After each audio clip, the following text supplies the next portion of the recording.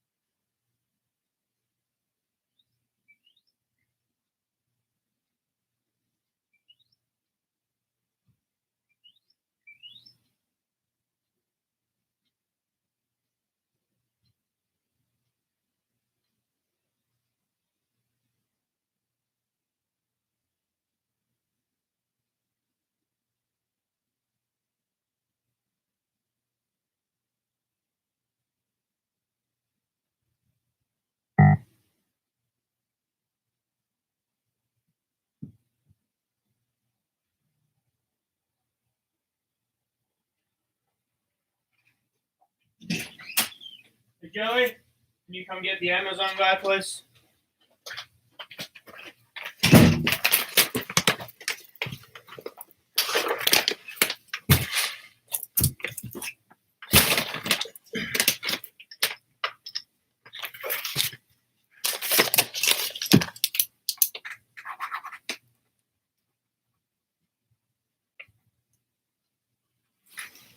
Well, good morning, folks. Thanks for tuning in. We'll go ahead and get started. So talking about growing vegetables this morning. And now that we've had a couple of cold nights and really still in kind of the middle of April, we've got about another maybe 2 to 3 weeks until it kind of evens out where the temperature is fine enough for your summer veg. Hopefully, in the garden at the moment, there's some spring veg with the cabbage and broccoli and cauliflower, kale and spinach and lettuce and things like that. Really likes these cool nights and the nice warm days. So with that in mind, tomatoes, peppers, eggplant, squash, cucumbers, all your summer veg traditionally goes out kind of around Mother's Day. Reason for that is it's not just the air temperature that needs to be warm, it's the soil temperature also. So as far as growing vegetables go, we're going to get set up, full sun, well-drained soil, raised beds, containers in the ground. We'll talk through as much as we can this morning in the different styles of growing.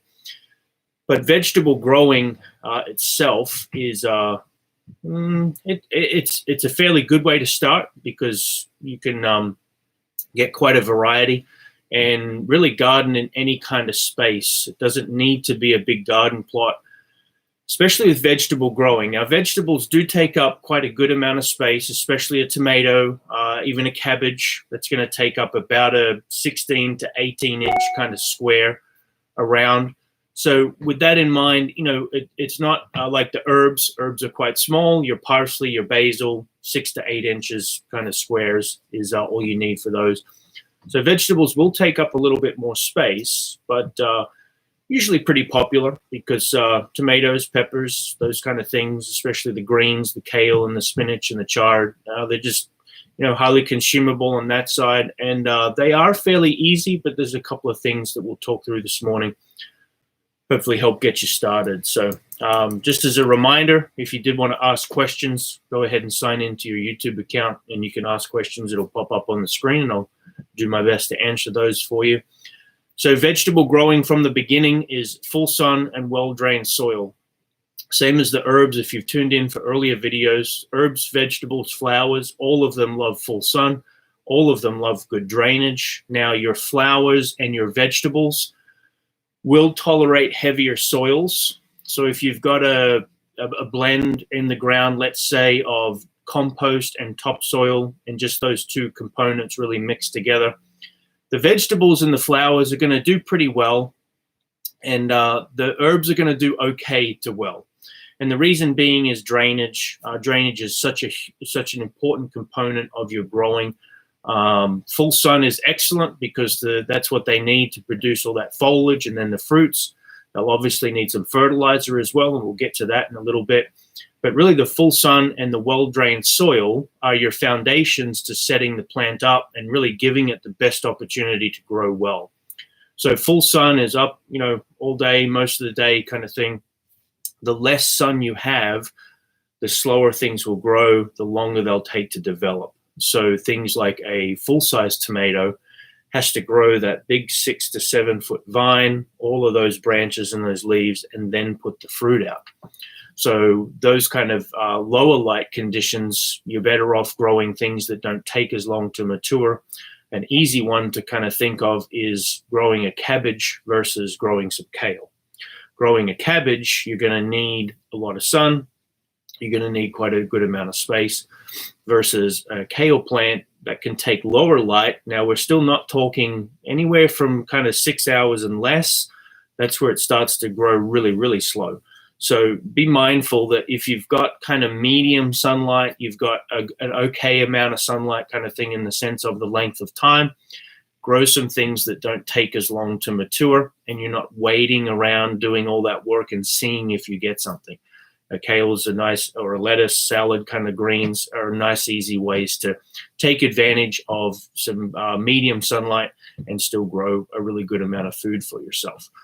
So back to the full sun and the well-drained soil. So well-drained soil is going to give you a rotation on your watering and then the drying out aspect. So obviously all plants at some point need water. Some need it quicker than others, in the sense of they use the water quicker than something else.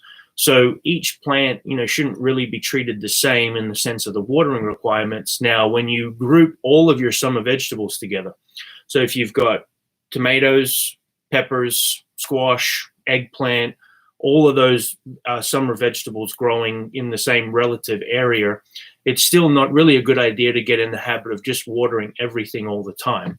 If you think of a chili versus a sweet pepper versus a tomato, so a chili is not going to need a whole lot of water, and they really need to dry out completely to the point of wilting and being stressed, really for that flavor to develop well as well.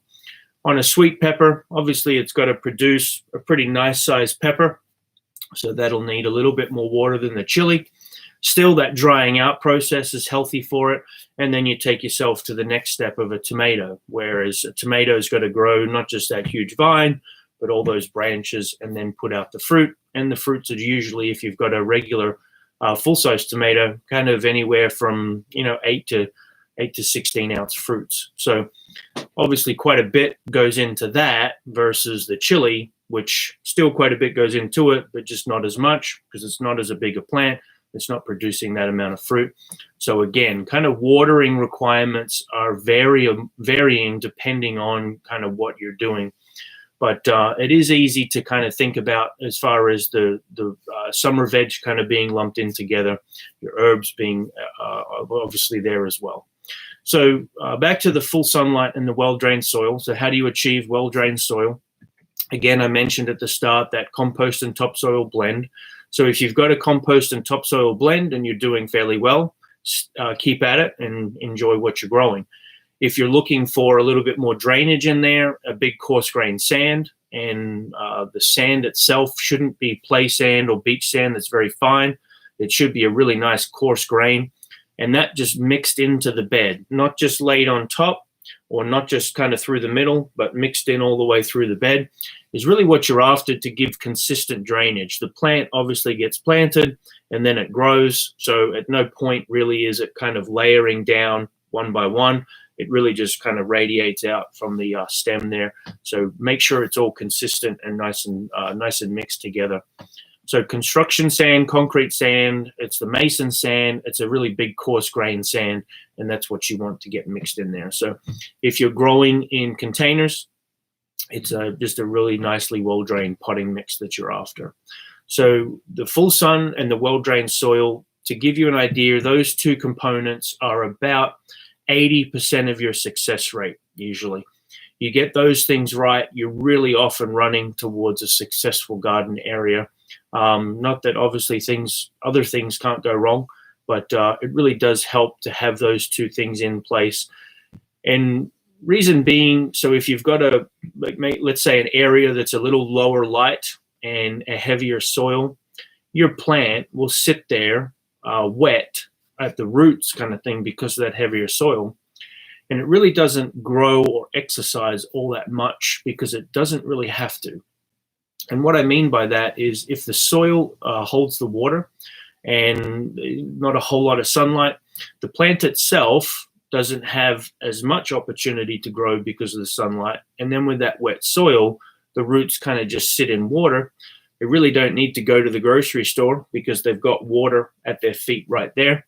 Whereas if it dries out, and it thinks it's not going to get watered again, it's obviously going to exercise, grow those roots out, and really root out and find that water. And as it's finding that water, it's finding more nutrients and growing you a healthier plant all by itself.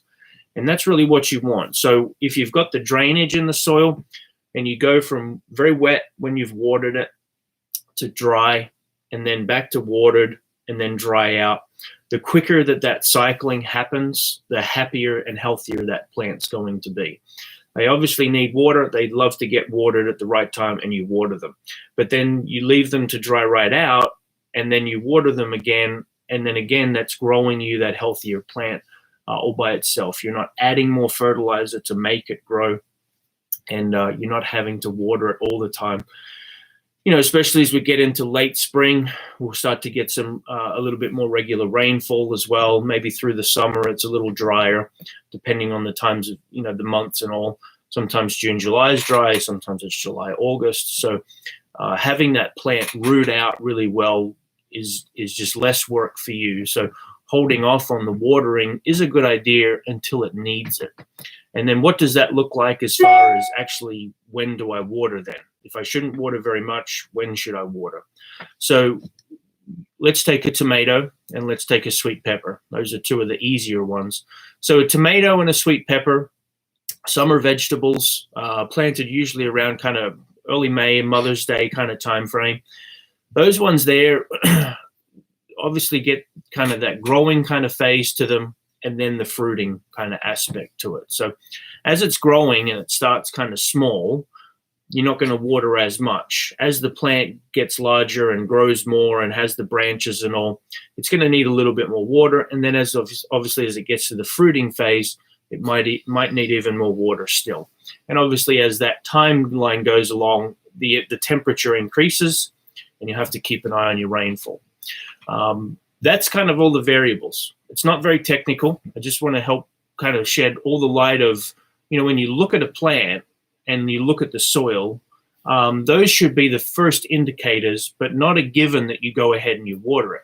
If the plant is a little droopy, the top of the soil is dry, it just it deems further investigating. And what I mean by that is a tomato, a pepper plant, 5 o'clock, in the afternoon, June, July kind of day, everything looks like it's dry. It's just the time of day, the intensity of the heat, how long the sun is up kind of thing on that plant as well. The top layer of the dirt is usually dry very, very quickly, but it's worth digging down and seeing actually what is taking place underneath, especially if when the plant was young, it was left to dry and really root out. It's really got a nice big area around it that's giving it and feeding it the water. So watering and just based on looking on top can sometimes just keep your plant wet. And then again, it's not kind of working those roots and exercising that plant because it's got all it needs and it doesn't need to do anything. So keeping it drying out in between waterings is a good idea, not just in the beginning, but all the way through as well. So when you see a plant let's say it's a tomato plant and your tip is bending over a little bit, your leaves are kind of laying down on the side a little bit. That's pretty normal. That's usually what happens of a day, of an afternoon kind of time frame. When you see your tip bending kind of right over for the most part, you see your leaves not just like bending down, but more so kind of laying down. That's more the effect you're after in between your watering cycles. So again, as you're looking at your plant and you're seeing it stressed, that really is just mostly the first indicator that you want to further investigate and kind of see if it is actually dry. It's usually surprising once you start to dig down 2, 3, 4 inches kind of thing that it is still moist down there. Now, what that means is you're not going to have to water only once a month. You're probably going to water anywhere from 7 to 10 days on a usual cycle. There's really no golden rule.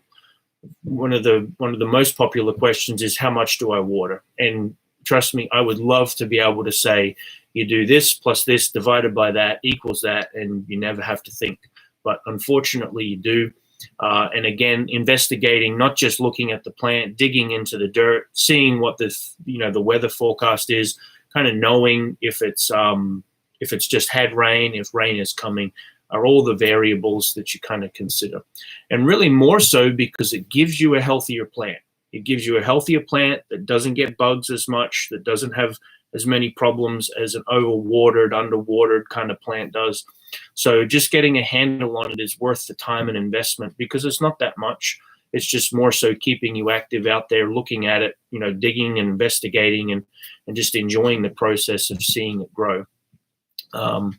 It took, we grow in the greenhouse. It took many, many years, many, many mistakes to kind of get to the place where you're comfortable seeing a plant that looks like it needs water, but you pop it out of the container and you see it doesn't need it, and to be comfortable to let it wait till the next day or the day after, depending on what type of plant it is. So all part of gardening, and that's why gardening is work. So on to the fertilization. So, feeding your plants, what do you start with? What's the soil preparation, the makeup, that kind of thing. So again, we go back to in the ground. So we're talking raised beds that are on the ground. We're talking about a garden plot kind of area. It's your third blend. So a third topsoil, a third compost, and a third sand. Again, when you get to containers, it's really just a potting mix. And again, a potting mix is really a combination of materials to house your plant. It's really not crucial to have one versus the other, as long as it's well drained.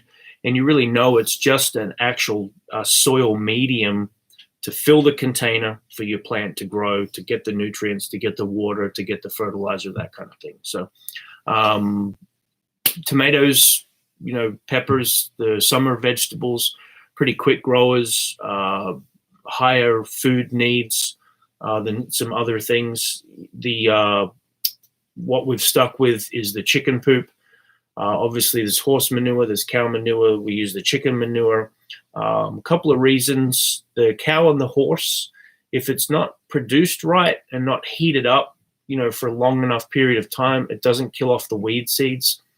And sometimes you'll end up with volunteers, which may well work out. You want yourself a pumpkin or a pepper, a watermelon or a squash or something in there. That's obviously a free plant, so not always a bad thing, but sometimes you get quite a few weed seeds out of it as well. So the chicken, the coop poop. So just the nice thing with the chicken is it assimilates into the soil very quickly. It's dried, it's ready to go. You just add that in there. Now, there's one thing on your ratios. So if you're used to using a 10-10-10 fertilizer on your vegetables, then like a chicken manure, even a cow and horse manure aren't going to be as strong as that and as evenly balanced. But again, you kind of experiment and go ahead with what you're comfortable with. But that is one thing to consider. You can buy a lot of different fertilizers out there. Easy way to do it is to actually test your soil. So this has your pH, NPK, and that is your 10-10-10 fertilizer. So nitrogen, potassium, potash. your indicators there. It's your numbers that you're going to find on a lot of your garden additive bags. So where's this one? That's a 243. We've got tomato tone, which is a 346. So again, they're all going to kind of have a little bit different numbers. But if you think of roots, shoots, and fruits, it's just an easy way to break it down. I'm really not smart enough to come up with that myself. It's been passed down and passed down. So roots, shoots, and fruits. And the plant, the vegetable, will need different nutrients at different times of its growth. So as you plant it, you're interested in the nitrogen to root it out and to have it nice and green. As you move on to the shoots, so the actual structure of the plant, and then you obviously go to the fruits. So it's good to have a well-balanced fertilizer. The tomato tone, that Espoma brand tomato tone, actually has calcium added into it, which is excellent for tomatoes, especially with the blossom end rot. So an easy way, if you just want to use regular 10-10-10 or garden fertilizer that you find, is powdered milk. You just buy a box of powdered milk, sprinkle that around the actual kind of the canopy of the tomato. Try to avoid ever putting additives, whether it be fertilizer or Epsom salts or the powdered milk. Try to avoid putting that against the trunk of the plant. So if this is your tomato stem and the trunk of your tomato, really try to avoid not to have it hard up against there, kind of have it, an inch or two away. And then remember, as you fertilize too, and you spread those things, and as you water it, it well likely will form clumps, and you want to break those up and not have clumps kind of thing. You get molds and funguses and that kind of thing that way if you're not careful. So on your fertilizer, we usually break it into 2 applications. So on your bag of chicken poop there, it's going to give you a rough guide because, again, not all vegetables are equal. A chili versus a tomato is quite a bit different food needs. So it's going to say 5 to 10 pounds per 100 square feet as a general rule kind of thing from the fertilizers I've looked at in the different bags and the different brands. So if you think of a fertilizer, for your beds, and you're running with the guide of the 5 to 10 pounds per 100 square feet. I've never been a baker, but I've had a grandma in the family and the wife and all that, aunt that bakes, and I've never seen a recipe that says 1 to 2 cups of flour. So it's kind of a rough guide. Again, it's not an absolute. You want to be mindful of what you're feeding, in that. And again, it's not purposely vague. It's just it's a general rule for feeding of the vegetables, and you kind of do a little bit more calculations based on what you're feeding, and we'll get to that now. So, the tomatoes are obviously heavy feeders. They'll take it on the higher end. A pepper is kind of in the mid-range, and a chili's on the lower end. So 5 to 10 pounds per 100 square feet, we'll take that and break that into 2 applications. We've done the feed at the start of the season and left it alone, and that has worked. We've also now just gotten in the habit of taking that single feed and breaking it into 2 applications, giving it the food at the start, and then halfway through its growing season. And what I mean by its growing season is not from the time that you plant it to the time it dies and then in the middle. It's really from the time you plant it. So let's take a tomato plant, so mid-May planting, and then we'll feed it again kind of towards the end of June, anywhere from 4 to 6 weeks from the first time, from the first planting. And reason being is you're giving it a little bit, not a little bit, but you're giving it quite a good amount at the start, and then you're coming back through and feeding it again for the rest of the season. And we'll kind of leave it alone at that point. You really don't want to fertilize or feed your plants as they're fruiting. Kind of messes with what's going on, because really feeding the plant more so, turns that into the growth of the plant. And then the growth is the fruit of, the fruit is the fruit of the growing. So let me explain that. So as you're feeding your plant, it's taking that food, turning it into growth, and growing the structure of the plant. If you're feeding it while it's trying to fruit, kind of thing, it gets a little confused and wants to grow as it's fruiting, and then it's really not doing one or the other well. So have it feed it to grow, and then kind of leave it alone to yield the fruit is the way we've gone about it. So again, splitting it into 2 applications. It's not a necessary step if you don't want to. It's just we've tried both over the years and just been happy with feeding it at the start and then also feeding it again, but not doubling. It's not doubling the rate of food. It's just taking that amount of food that it recommends to feed it with and breaking it into 2 applications. When you do that, you obviously want to rough it into the soil. So when your bed or your area is bare, we've gone ahead and put that fertilizer on that bare ground. Once you've weeded and taken all those things out, we've put that on the bare ground, and then we'll add usually a top dress of mushroom compost. That's certainly not imperative, but just it's a yearly maintenance kind of aspect for us. There's we sell bags of mushroom compost. You can get it in bulk loads as well if you've got a pickup truck. It's just a really nice kind of top dress over top to replenish the trace minerals and elements.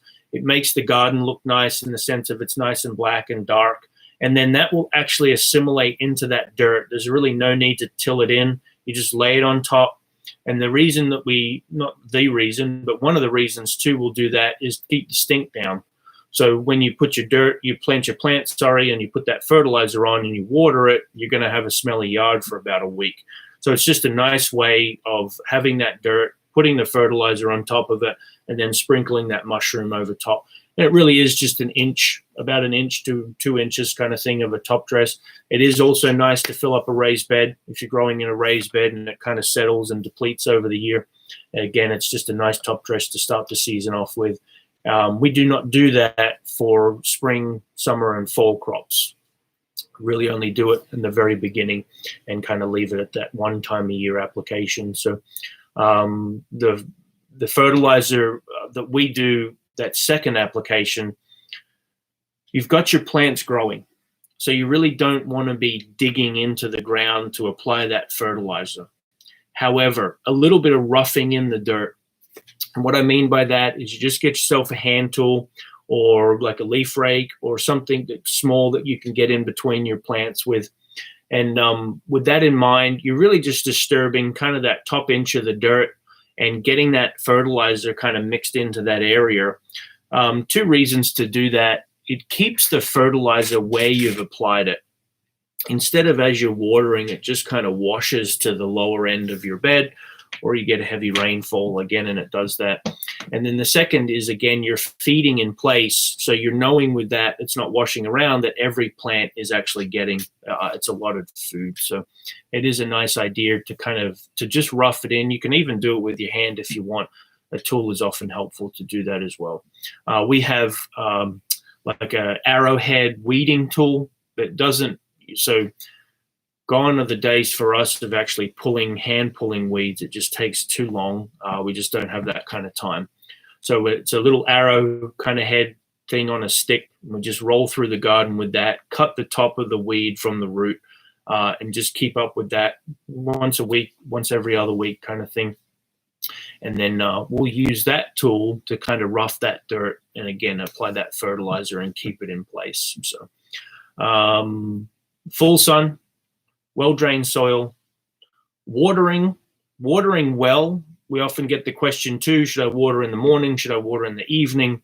Really don't try to change people's minds when we offer advice. But for us, we've always been of the opinion of letting the water on the plant dry out through the day. And probably more so because of the greenhouse growing that we do, it's really a bad idea to have moisture on your foliage through the nighttime because it's not drying off. It's keeping the foliage wet. And you can sometimes get blights and things like that through doing that. So we water in the morning, really try to finish up watering by early afternoon in the greenhouse there and in the garden as well. And then let the rest of the afternoon kind of dry that water off. Again, for the foliage to dry out, But the second reason would be bugs. Bugs like aphids, spider mites, whitefly, all those kind of little things, those little pesky things. Thrip is another one. So they love humidity. They really love moisture. And if you've got moist leaves for half your day through the nighttime, obviously they're a lot happier than just a few hours in the morning after you've watered. It is a good idea to get in the habit too of just watering the dirt, not so much all the foliage, just the dirt. Now, I was a kid once, and watering the garden only looked good if everything was dripping wet, the dirt included, the plant included. So, you do your best, but just be mindful if you can avoid watering the foliage, you water just the dirt, because it's really just the roots that want the water. So, so again, full sun, well-drained soil, the watering, the fertilization, and then just keeping an eye out for bugs. They're usually your spring crops, your cabbage, your cauliflower, your broccoli, Brussels sprouts, those kind of things. They take the brunt of the bugs because they're what's planted early, and the bugs are coming out of hibernation, and there's this really nice buffet in the garden for them. So usually you do most of your battles with those in the springtime. Once you get into May, it's started to warm up. Some of those bugs have died out with their cycle. Not that you don't get them, hornworms on tomatoes, things like that. Aphids will still be on tomatoes possibly. So a nice one with that is the marigolds, the true French marigolds. So we have them. They have a smell to the foliage. So this is kind of your companion planting aspect. We do sell other things, borage, nasturtiums, other companion plants. But really, if you're after a companion plant, the best value is those true French marigolds. What I mean by true French is they have that scent to the foliage. Quite a few of the marigolds have been hybridized to not have the scent to the foliage. That doesn't have the bug repelling component that the true French do. So they have that oil, they have that scent really as a way to repel the bugs. The roots secrete an oil too that helps with bugs in the soil. But the foliage itself, as you rub that foliage, there should be a smell to it. Certainly not everyone's cup of tea with the smell in the sense of, being pleasant versus not so pleasant.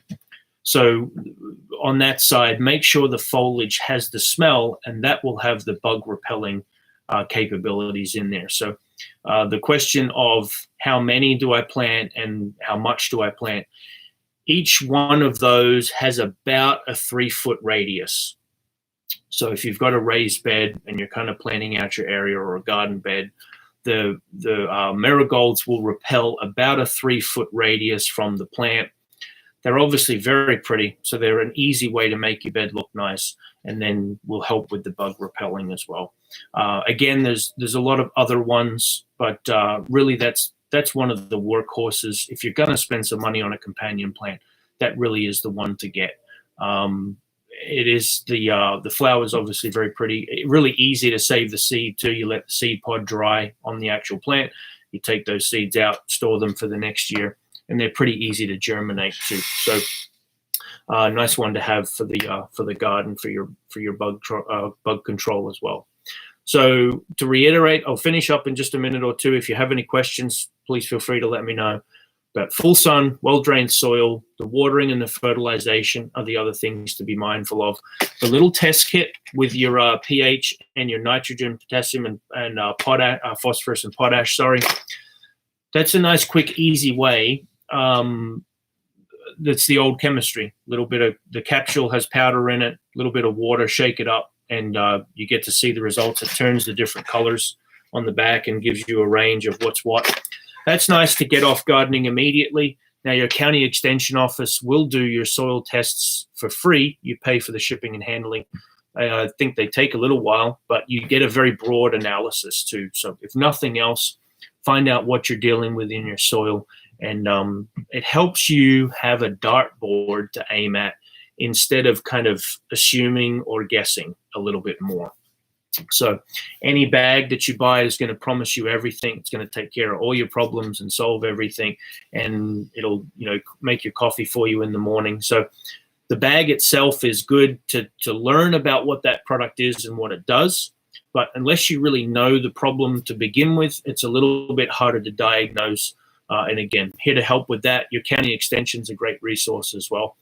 Virginia Tech website has quite a bit of troubleshooting on there as well for you too. So I think that'll just about do it, folks. Growing vegetables is quite rewarding. You know, it's nice to be able to feed yourself, to see something grow that you've grown. Usually it tastes better as well, the homegrown flavor kind of thing. Might just be the sweat, but usually it does taste better. And then don't be discouraged if the first, time or two doesn't work out completely, because again, it's gardening, it's work, always learning and looking forward to kind of the next season, in the sense of, I want to try this and I want to try that. And with that, one other thing too, on the seeds versus plants. Seeds are great. They're cheaper. They, especially a tomato, it's really not that hard to sprout a tomato. I think where it gets a little trickier is how often do I fertilize it, and when's the timing and all the rest of it. Because it's not a good idea to just sprout stuff real early, because it sits inside and it stretches out. It's looking for the sunlight. If you plant a tomato that's kind of leggy to begin with, it's hard to get that plant to kind of get stockier and kind of grow that nice thick stem for you. So again, it's really just a process of learning on that side. And then obviously buying a plant that's ready planted, there's obviously no guesswork, and you pay for that. So usually, 1 year you'll do one, you'll revert back to the other, or you'll try, all different things. But the seeds versus plants is really just a personal kind of, we get the question quite a bit, what's easier or better, or there's a whole bunch of reasons or answers, to the reasons to do those. So again, the plants themselves, really don't get planted out until kind of that early to mid part of May. With that in mind, on your summer vegetables, just to reference those summer vegetables, with that in mind, it really is just a good idea to get them fresh, take them home, get them in the ground, and keep them off and growing, as opposed to getting them early, having to store them, having to kind of slow that growth pattern down, then putting them in the ground and having them grow on. So hopefully that's all been a help, folks. Thanks so much for tuning in. We'll have other classes, coming up listed as well, and different topics for you. If you have a question, so Renee, has a question. Keeping deer away, and thank you too, Renee, because I didn't hit that with rabbits and squirrels and deer and all that kind of thing. So the pest question, so the large pests, the large rodents, if you have a problem and that going into it, you've tried it before and you've just had frustration, it really is just a better idea, I think, to take care of that problem with a fence. Fence is obviously the most money you can spend on repelling. You can buy sprays that repel. You can do human hair out there. You can do, there's I Must Garden is a natural repellent brand. They've got, I think it's rotten eggs to repel deer, if I remember correctly. So that's obviously a pretty strong odor there too. So you can do other things, like a lavender plant is a deer repellent. However, and please don't tune out at this point, a lavender plant is sold oftentimes as a deer repellent. However, a lavender plant doesn't get very big, 3 to 4 feet around, 2 foot tall kind of thing. A deer is quite a lot larger than that. It's usually just going to step over it or step on it to eat your hostas. We really never sell lavender as a deer repellent. It's just obviously out there in the cyber world that it's a deer repellent. And then with that in mind, selling a plant for the purpose of doing that is fine if it actually works out in practice. So not just in a bubble that, yeah, sure, deer don't like the smell, but they also don't care because they're hungry. So all things in balance in that regard. If you're keeping out deer, usually an 8-foot fence. We've just got a little plastic one around our there's a flower garden over the other side of the store here. A gal has, that's an 8-foot plastic fence. So again, just more work. But if you've got a problem and you're planting a buffet out there for them, it's probably just a better idea to take care of it. because then it's less frustrating. You get the reward and they don't. Or you have to plant more, plant some for them and plant some for you. So sorry I couldn't be of more help on that, Renee. Just kind of resigned to the fact that their appetite has to outweigh whatever repellent that you're using. So with that in mind, the fence I know is somewhat the nuclear option, but usually, again, if you put in the work, you get the results. So again, folks, just to recap, so full sun, well-drained soil, watering, fertilization, and picking your vegetables. Those vegetables are designed to put seed out.